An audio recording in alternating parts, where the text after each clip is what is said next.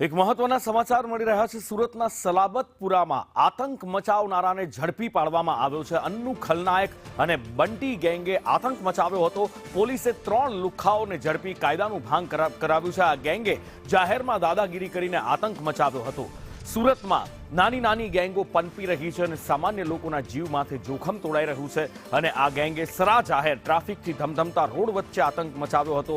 સુરત પોલીસે અસામાજિક તત્વોને અરાજક તત્વોને ઝડપી લીધા છે અને કાયદાનું ભાન કરાવ્યું છે। જાહેરમાં લોકો સાથે મારામારી કરી અને આતંક ફેલાવવામાં આવ્યો હતો।